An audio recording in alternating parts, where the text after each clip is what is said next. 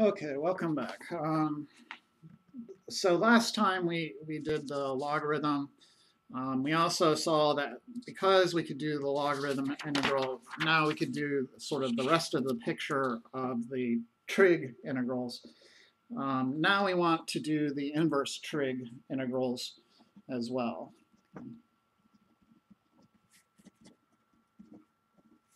So just as a reminder, if you've forgotten, the derivative with respect to x of something like sine inverse of x is equal to 1 all over the square root of 1 minus x squared. Right? And all of the inverse trig derivatives kind of had this flavor to it. For example, also tan inverse x, its derivative is 1 all over 1 plus x squared. Right? And it has to do with, I guess, the Pythagorean theorem that you get these ultimate expressions, these derivatives looking this way. You can sort of remember how that would work. So recall basically your Calc 1 material, the cancellation equations gives you the formula for finding the derivative of an inverse of a function. So the cancellation equation says if you take f of f inverse of x, you'll get plain old x back, right? And if you take the derivative here and apply the chain rule, f prime of f inverse of x, chain rule then times the derivative of the guts, f inverse prime of x equals 1, and then you could solve for the derivative of the inverse, right? So f inverse prime of x will just be 1 all over f prime of f inverse of x, right? Okay, so for example, if we wanted to know the derivative of sine inverse, let's say y is equal to sine inverse of x, and then x, of course, is equal to sine of y. And then for this denominator part here, x prime is cosine of y, which is f inverse of x. We can now get the derivative for sine inverse by substituting this information into this formula. So you get 1 all over cosine of y, which of course is just 1 all over the cosine of sine inverse. And then we can simplify this cosine of sine inverse expression using right triangles, which is why we kind of end up with this Pythagorean flavor to our functions. Okay, so this angle here is sine inverse of x. So as a ratio of sides of a right triangle, you're inputting opposite over hypotenuse. And so what is the opposite? The opposite must be the x, the hypotenuse must be 1. Okay, so it's x, but you can always think of it as x over 1, right? 3 is the same as 3 over 1. It's the same idea here. Solving for the other side of the right triangle, we would end up with 1 minus x squared, right? So when you take the cosine of this angle as sides of a right triangle, you have adjacent over hypotenuse now. So cosine of y must be the square root of 1 minus x squared, right? And we get our formula for the derivative of sine inverse. It's this thing, okay?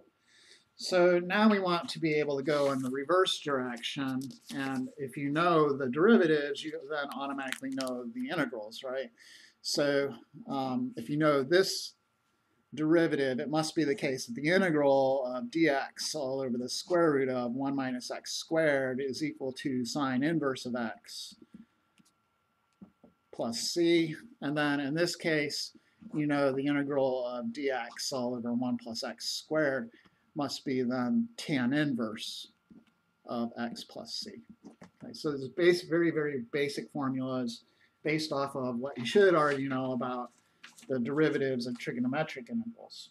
Okay? The main ones we want to focus in on then are just versions of these two, and we'll have different values. Instead of 1, maybe we'll have like just a general a term squared. Okay, so let's look at those formulas. The first two you should have memorized after a while. Du all over the square root of a squared minus u squared. That's going to be 1 all over a sine inverse of u all over a plus c. Oops, and there's no leading coefficient there, sorry. The second one, which you should have memorized, is du all over a squared plus u squared, which will be the tan inverse. So that one will have a constant in front of 1 over a, then times tan inverse of u all over a, and then plus c. Okay, the one that you don't have to have memorized at all, so these are important, but the ones that aren't important are the secant ones. So you may remember it has like an absolute value stuff in it. So it's u times the square root of u squared minus a squared equals 1 all over a times secant inverse of absolute value of u all over a, and then plus c. Okay, so it'll come down to identifying what is my a value, what is my u value. Sometimes you have to do u subs to get it into one of these forms. Let's take a look. Okay, so problem 1 in the book, you have the integral of dx all over the square root of 9 minus x squared. Okay, so this one is kind of a straight substitution. I don't have to worry about the constants or anything, but it's a value is 3, and the u, of course, is just x. So du is equal to dx, no problems.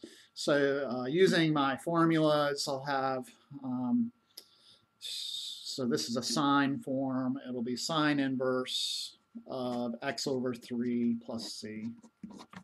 Okay. Let's look at 4. So problem 4, I have the integral of 12 all over 1 plus 9x squared dx. Okay, this one is going to require a little bit more work, right? But first off, we can transform this thing by pulling out the 12. We just have 1 all over 1 plus, and it may help to rewrite this as a squared term, right? So it'll kind of key you into what the u value is. Okay, so in this case, we're going to have to let a be 1, so 1 squared is 1. But the u value is kind of a u sub. It's the 3x. And then we'll have to worry about its differential, 3 dx. That will result in a constant of 1/3 floating, okay, floating about. Okay, so let's rewrite this material. I had 12 integral of 1 all over 1 plus u squared, and dx is now du all over 3. I can factor out the 1/3. 12 times 1/3 is 4. And then I'm left with my elementary integral for the tan inverse. Okay, then it's 4 times 1 all over a, which is just 1, times tan inverse of u, which is 3x all over a, which again is 1, plus c. And then, of course, clean that up. We don't want to write 1 over 1. It look like idiots. We want 4 tan inverse of 3x plus c.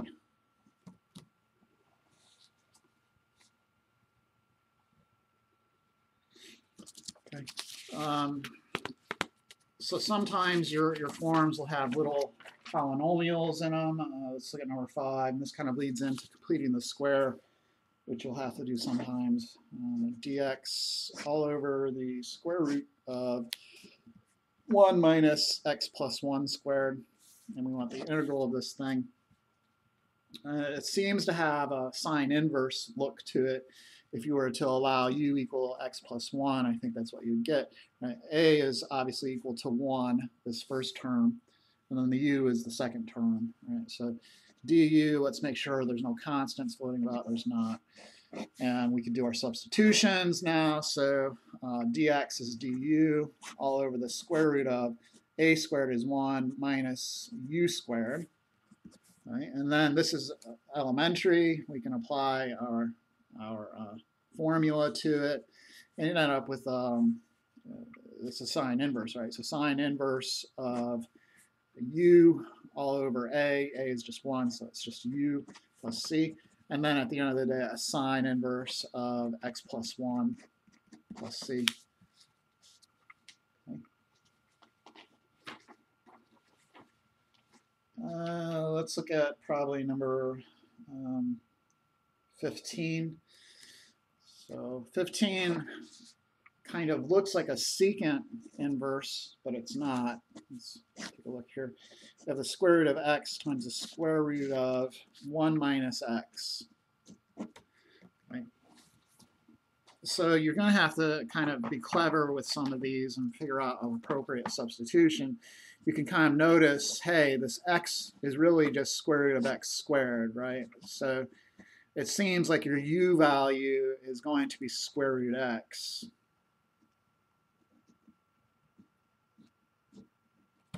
If you rewrite it like that, it becomes apparent. The a value, of course, is 1. U is square root of x, which I'll write as x to the 1/2. Du then is 1/2 x to the negative 1/2 dx. So dx will become 2 square root x du when all said and done. Okay.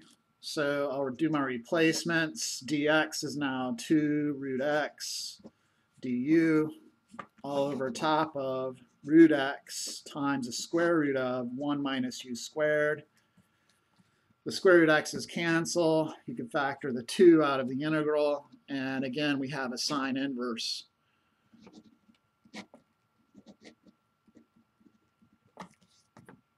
Okay.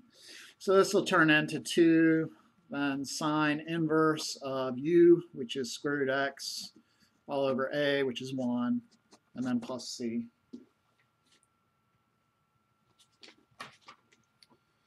All right, let's then look at one of these secant inverse ones. So this wasn't a secant inverse, it just turned into a sine inverse. Let's look at a secant inverse problem now. So number 3, we have the integral of dx all over x times the square root of 4x squared minus 1. Okay. So it does have that secant form. If you look back in my notes here, it's this form. I need to identify a and u. So if you want to, you can rewrite it a little bit to help your journey. So this is x times the square root of 4x squared is the same as 2x squared minus 1. So my a value is 1. And then I'm going to be letting my u value be 2x. Okay. So du, then my differential will become 2 dx, and dx will equal du all over 2. Okay, so I can rewrite this thing now using that information. Whoops, and this should still be a dx up here. So where am I? Dx is du over 2, which I'm going to rewrite as du all over 2. And then I'll have x, and then times the square root of u squared minus 1. And then we note, hey, well, 2x is really just u. So if you do that substitution, you're going to end up with your form of the secant inverse. Okay, so that'll equal 1 all over a, which is 1, secant inverse of the absolute value of u all over a. And then we just back substitute and we got our answer. Okay, so it ended up being sec inverse of the absolute value of 2x plus c. Okay, well, what are some other things you may be called upon to do? Well, completing the square is definitely one of them. So some tricks you could do, rewriting as a sum of 2 integrals. So let's look at number 18. So I'll have the integral of x squared plus 3 all over this x times the square root of x squared minus 4 dx. Okay, so what you can bifurcate this guy or butterfly it or fillet it, however you want to think of it, into two integrals. So you get the integral of x squared all over x times the square root of x squared minus 4, and the dx, and then plus 3 times the integral of 1 all over x times the square root of x squared minus 4 dx.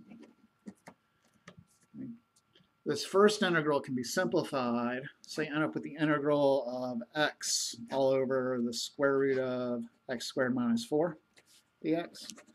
And then the second integral is a secant integral, right? It's just a secant integral where a is equal to 2 and u is equal to x. So there's no constant floating about, and we'll end up with 3 all over 2 times secant inverse of the absolute value of x all over 2 plus c. And then we just have to worry about this character, and you know that's probably a u substitution, right? So u is the x squared minus 4, du is 2x dx, so dx is du over 2x. Okay. So we'll end up with the integral of x all over the square root of u times dx, which is du over 2x, plus this business with the secant inverse.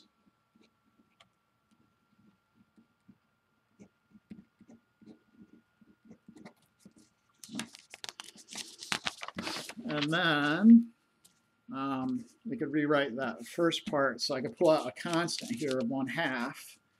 Okay, and then the x's will cancel. And then I'll have 1 over square root of u, but I'm going to rewrite that as u to the negative 1/2 so I can apply the power rule.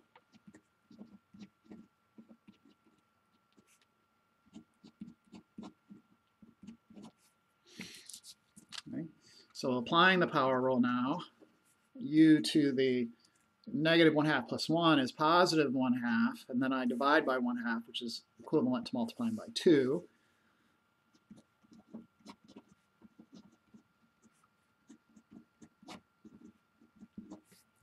Okay. And then back substitute, multiply out. 1/2 times 2 is 1. U we said was x squared minus 4, so you want the square root of that. And then plus apparently 3/2 secant inverse absolute value of x over 2 plus c. Okay. All right, the only other thing I don't really talk about, I guess, is completing the square. Let's look at one of those.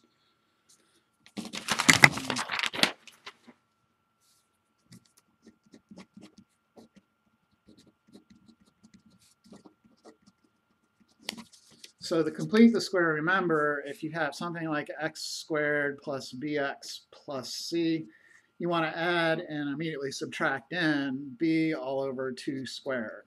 Of course, this is under the assumption that the leading coefficient of x squared is 1. If not, you have to first factor out the leading coefficient. Okay, so our integral here du jour is number 35, which is 2x all over x squared plus 6x plus 13 dx. And so our magic number that we have to add and immediately subtract will be 6 all over 2 squared. In other words, 3 squared. In other words, 9. Okay, so we'll have the integral, and I'm going to factor out the 2 here. The integral of x all over, apparently, x squared.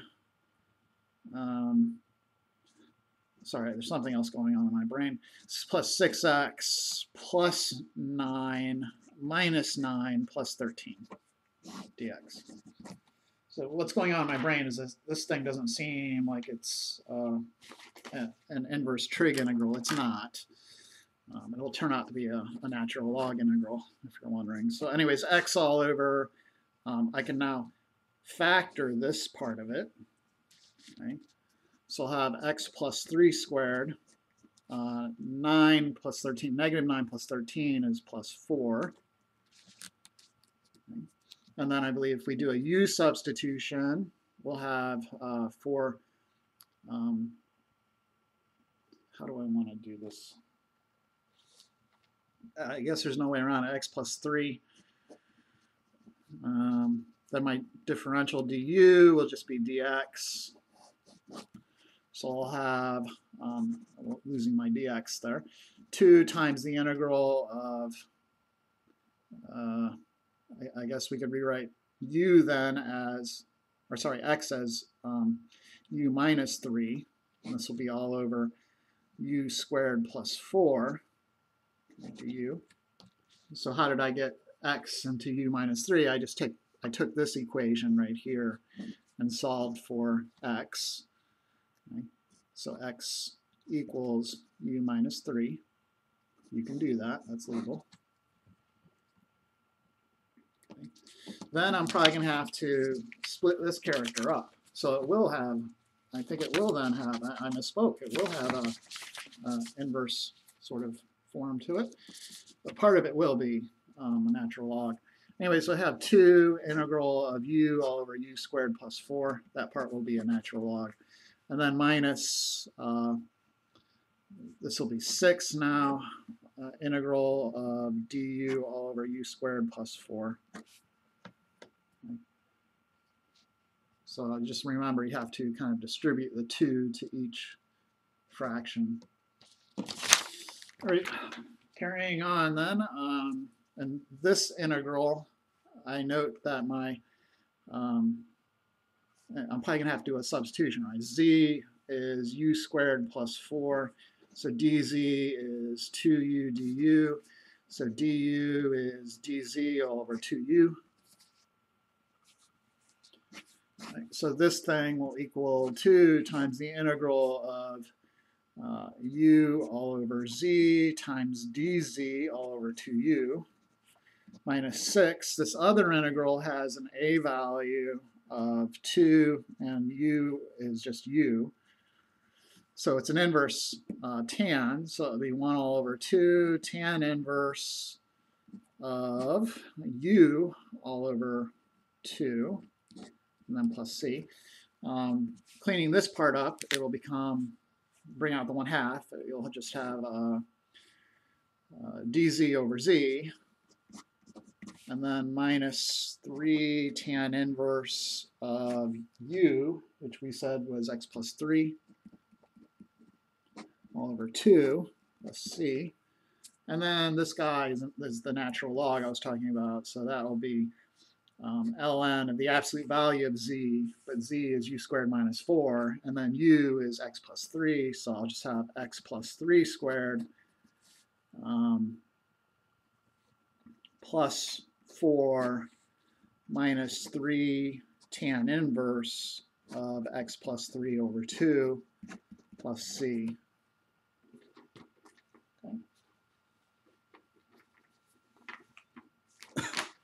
Okay, so that one's a bit more brutal, but it's good practice for you to go through and do that. Hopefully you will do so. All right, let's call it quits there then, and we'll look at hyperbolics next time. Okay, thank you.